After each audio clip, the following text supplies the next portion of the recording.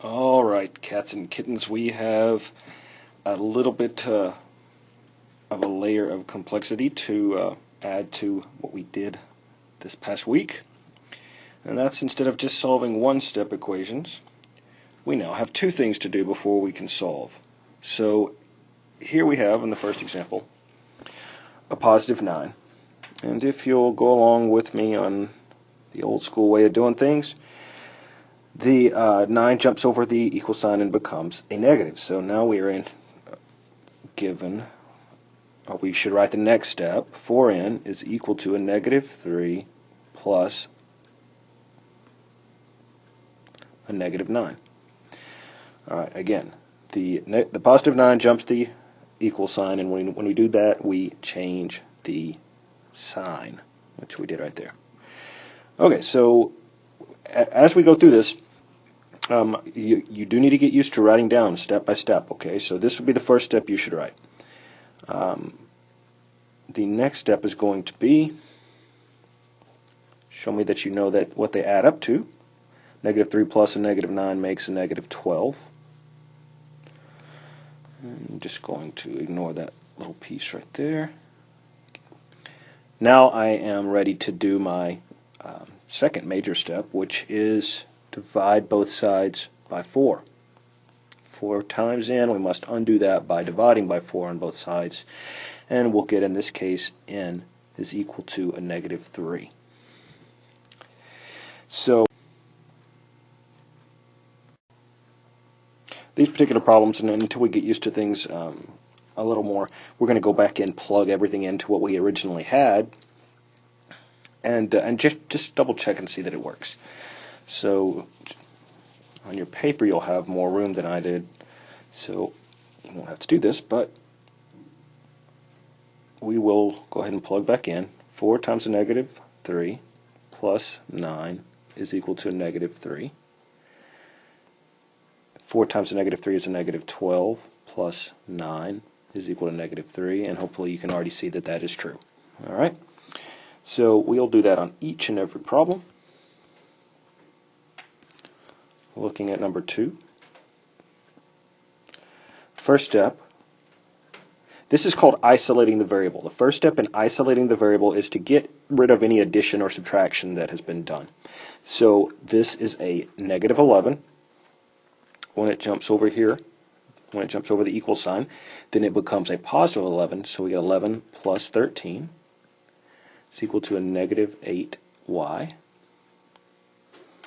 Next step is going to be 11 plus 13. That's pretty easy.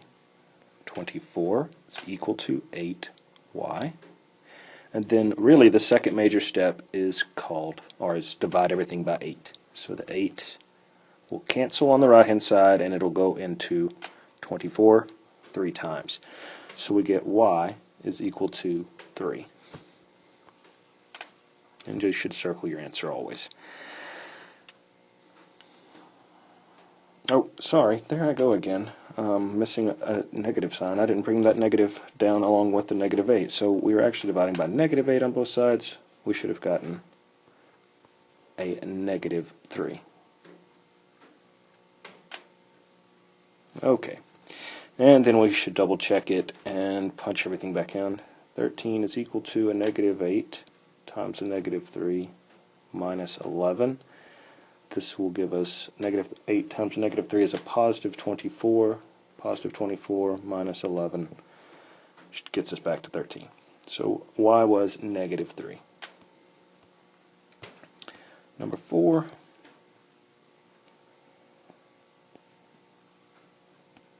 I have a negative 3 right here, or plus a negative 3.2. That's going to jump over the equal sign.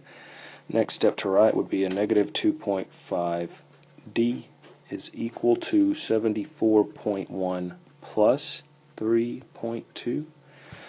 This is just adding, just a decimal is all. Don't let it confuse you.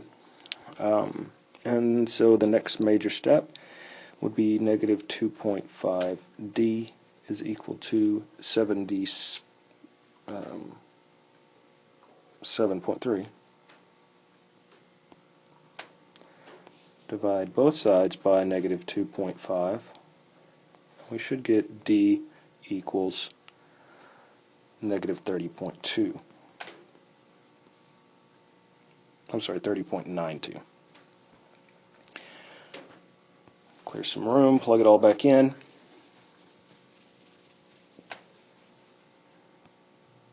Negative 2.5 D. I'm sorry. Sorry about that. Punching in negative 30.92 for the D value, minus 3.2. And when you work all that out, you're going to see that it checks out. Everything equals 74.1. Okay. Again, we would have circled our major answer. D equals negative 30.2. And I think from now on, just to speed things up a little, you can go back in and double check for me. I'm just going to solve it for you. I've already worked through these, so I know that I'm right. I have a positive 11, jumps the equal sign. Next step we would write would be m over 3 is equal to 29 minus 11, or plus a negative 11. That's going to give us m over 3 is equal to, that's really a subtraction problem, so m over 3 is equal to 18. We have a division problem here. If we divide by 3, to undo that, we would multiply by 3. We're going to do that on both sides. And so, just clear all this out up here. We will get m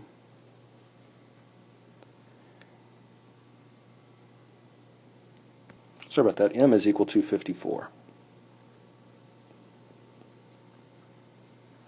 And you can go in and double check me on that by putting 54 in here.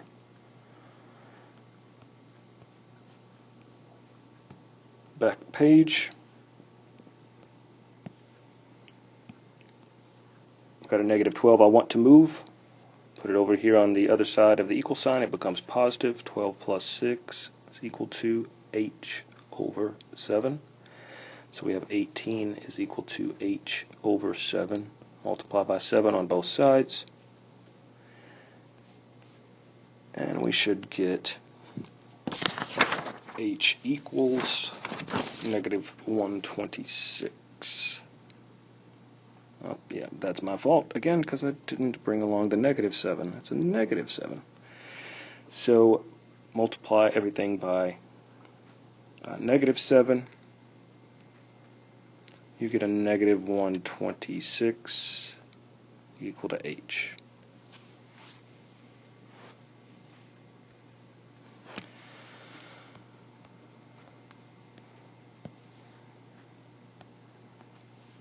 Negative 14 moves over to the other side. 2 over 3a. That looks way too much like a 9. A weird 9. A is equal to 61 plus 14. Sorry. 2 over 3a is equal to 61 plus 14 is going to be 75. In order to get rid of that fraction, we multiply by the reciprocal. What we do to one side, we must do to the other. And so once you do that, I'll just erase this,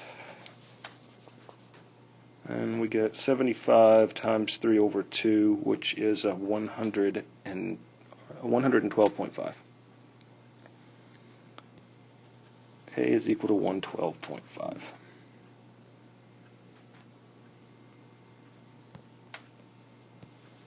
And you can plug that back in and see if that all checks out. Lastly, we have number 7.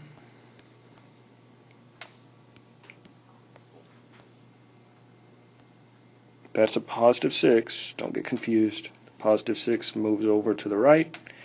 We are left with a negative 2 over 9. V is equal to negative 14 plus a negative 6. So next step,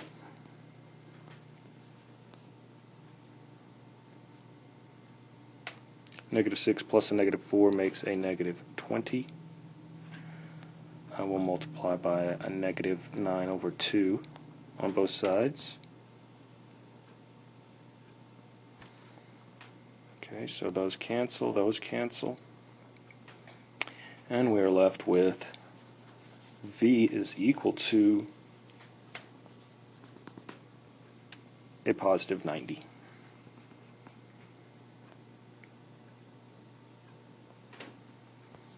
So go to your answer, plug it back in and check it, and you should see that you're right. Okay, pretty much the same stuff we were doing before, just adding in a second step. And thanks for watching.